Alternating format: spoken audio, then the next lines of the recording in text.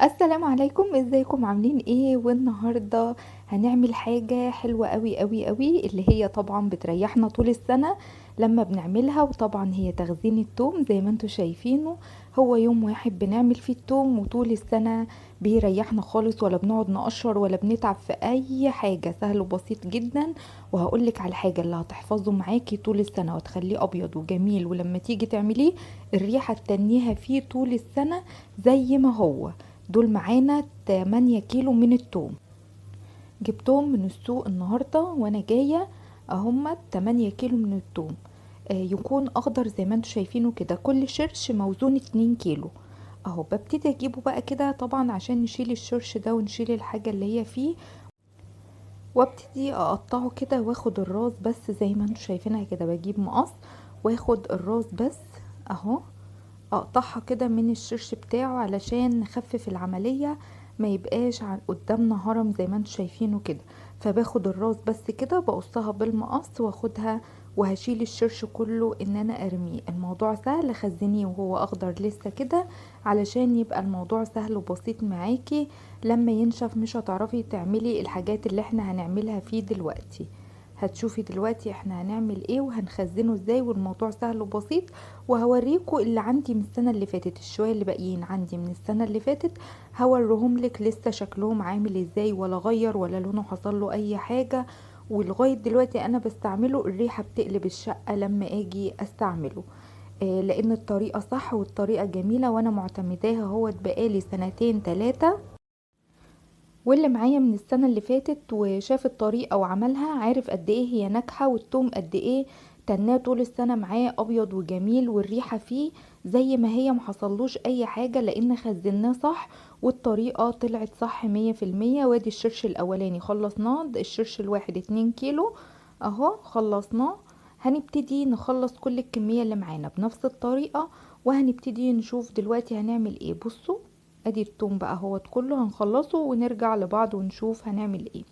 قطعناه كله وشلنا العرش بتاعه رميناه، وابتدينا ان احنا هنقشره دلوقتي عشان نشوف هنعمل فيه ايه دلوقتي. هنجيب بقى الصينية معانا وهنبتدي ان احنا نشوف، هنجيب السكينة ونشوف هنقشره ازاي والطريقة هتبقى سهلة قد ايه. اول حاجة بنشيل العرش اللي ورا ده او الراس بتاعته اللي ورا دي، نبتدي ان احنا نشيلها ونقشر كده التومة. نشيل القشرة اللي هي وحشة او اللي هي فيها طينة، نشيلها كده من على الغلاف بتاع التوم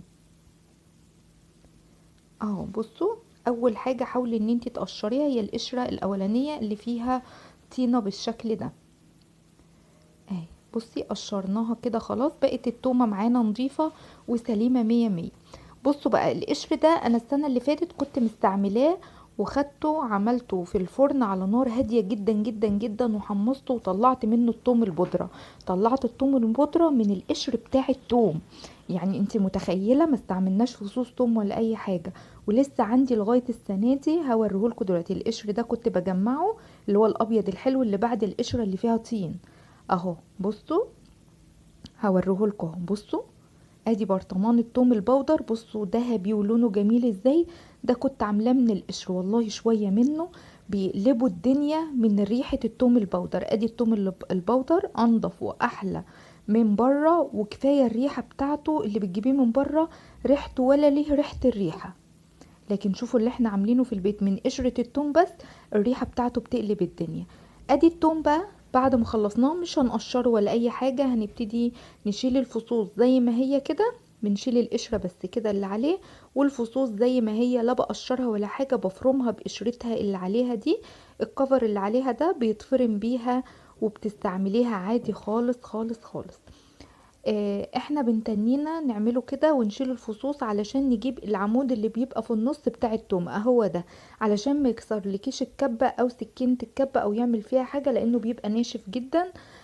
لكن التومة نفسها اهي بنسيب الفصوص زي ما هي ونحطها. طبعا السنة دي انا مش هعمل توم باودر علشان انا عندي لسه توم باودر. لو انتي حابة ترجعي تشوفيه انا كنت عاملاه ازاي، ارجعي للفيديو بتاع السنة اللي فاتت هتلاقيني كنت عاملاه فيه.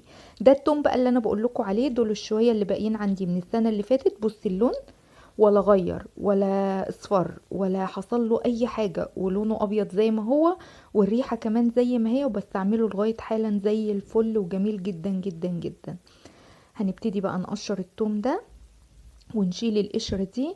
يا دوب لو انا زي ما قلتلك لو عايزة تعملي توم باودر، هتحطي القشرة اللي انا وريتها لك في صينية وتحطيها في الفرن على نار هادية جدا. بعد ما تحمي الفرن شوية، هدي النار جدا وقومي حطاه وسيبيه يتحمص فيه، بس ما تنسيهوش عشان ما يتحرقش معاكي.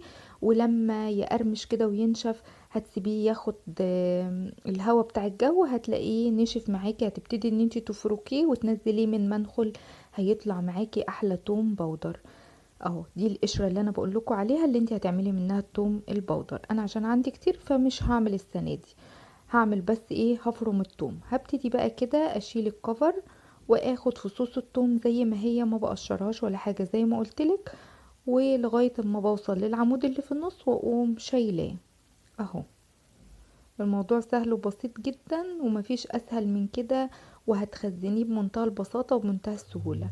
يوم هتقعدي تعمليه فيه طول السنة، هتتنيكي مرتاحة، هتاخدي معلقة التوم في الاكل وهيبقى جميل جدا جدا جدا. ادي التوم اهو، بتشيليه كده بورقه بكل حاجة، وتشيلي الحتة اللي ورا والعمود اللي في النص، وبيبقى جاهز معاكي ان انتي تفرميه بعد كده.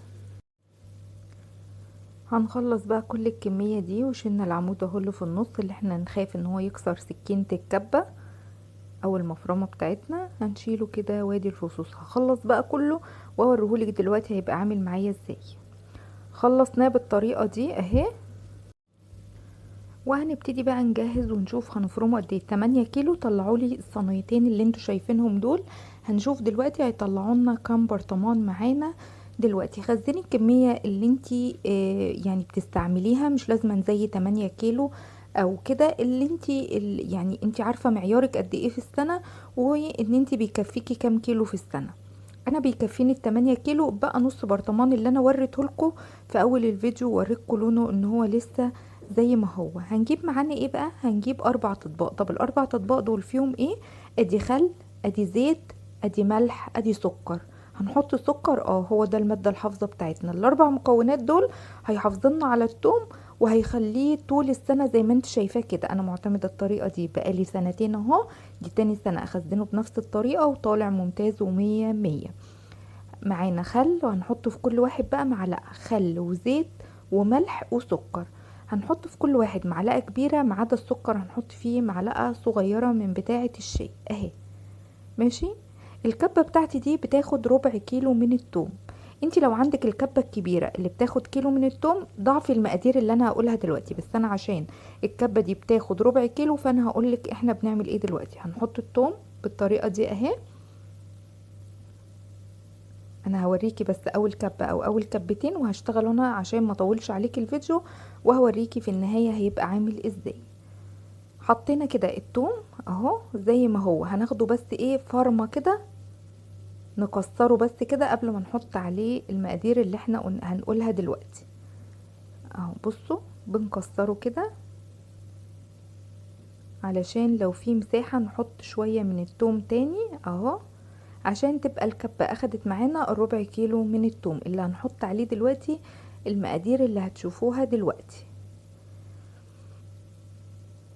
ماشي. هنحط معلقة كبيرة من الملح على كل كبة. المقادير اللي انا هقولك عليها دي معلقة كبيرة من الملح، معلقة كبيرة من الزيت اللي هي المعلقة بتاعت الاكل زي ما انتوا شايفينها كده. ماشي. معلقة الا ربع من الخل، يعني الخل ما تبقاش المعلقة مليانة، معلقة الا ربع كده من الخل اهي. معلقة صغيرة ممسوحة من السكر، معلقة صغيرة من السكر اهي. دي على كل كبة هنحط المقادير دي. معلقة كبيرة ملح، معلقة كبيرة زيت، معلقة الا ربع من الخل، معلقة صغيرة من السكر. وناخد الكبة دي نفرمها كويس. ما تخليش التوم طبعا ناعم قوي علشان ما نحرقش منك لما تيجي تستعمليه في الاكل او لما تيجي تحمريه. خليه مجروش خفيف، يبقى وسط، له ناعم قوي وله خشن قوي. اهو انا فرمته بالطريقة دي، هوريهولك دلوقتي. معانا طبعا برطمانات غسلينها ومعقمينها ونضيفة. هنبتدي نحط فيها التوم بتاعنا بعد ما اتفرم. انا بوريكي اهو فرمة التوم اللي انا بفرمها، وهبتدي انزل فيها بالبرطمان، هحطها احفظها في البرطمان دلوقتي اهو. بنحط التوم كده في البرطمان بعد ما فرمناه، وادي السهولة والبساطة. طبعا انتي لو عندك كبة كبيرة بقى وهتاخد كيلو من التوم، ضعف المقادير زي ما انا قلتلك. انا عملت على حسب الكبة اللي عندي او حسب الشغل اللي انا بشتغله اهو. هنحط بقى التوم كله اللي انفرم في الكبة كده في قلب البرطمان دلوقتي، وهنشوف هنعمل ايه تاني. شفتي الموضوع سهل وبسيط. طبعا كل المقادير اللي قلنا عليها دي موجودة في كل بيت، مش هتطلعي تشتري حاجة من بره. دي المواد الحافظة اللي بتحافظ على مواد طبيعية وبتحافظ على التوم طول السنة، ما بيحصلوش اي حاجة اهو. بصوا هنحط بقى الكبة التانية اهي، هنحط كده التوم. وطبعا القشر طبعا الكمية بتبقى كبيرة ليه؟ لان انت بتفرمي التومة بقشرتها، القشرة لا نشفت ولا حصل فيها اي حاجة ولا التومية خست ولا اي حاجة. مجرد ما بتجيبيه من السوق بتيجي تفرميه على طول، او تاني يوم بالكتير تكوني فرماه، ما تسيبهوش ينشف عندك ولا اي حاجة. حطينا التوم، هنبتدي بقى نحط معلقة صغيرة من السكر اهو، وهنحط معلقة من الملح كبيرة، ومعلقة برضو من الزيت كبيرة اهي، ومعلقة الا ربع من الخل. ما تمليش المعلقة بتاعت الخل قوي، هتعملي معلقة الا ربع كده من الخل. وتبتدي ان انتي تفرمي الكلام ده كله، وهوريهولك بقى عشان مطولش عليك الفيديو. هوريهولك بعد ما فرمته كله، هوريك هيبقى شكله عامل ازاي واخد معايا برطمانات قد ايه اهو. بعد ما فرمته وبعد ما خلصته وعبيته، بسم الله ما شاء الله، اخد معايا ادي 5 برطمانات وبرطمان صغير.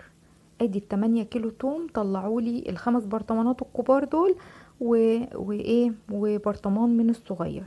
بصي لونه جميل ازاي وحلو. مليت البرطمان للاخر وسويت الوش بتاعه. ده كله هيتعان في اكياس في الديب فريزر. كل برطمان بحطه في كيس واقفله من فوق واحطه في الديب فريزر، ومجرد ما اجي اطلع برطمان استعمله وادخله بنفس الطريقه على طول. ما تسيبهوش بره ولا تسيبيه يحصل له اي حاجه. تاخدي معلقه التوم وتقومي حطاه تاني في قلب الفريزر، هيطلع معاكي ممتاز وهيتنيه طول السنه بنفس الشكل.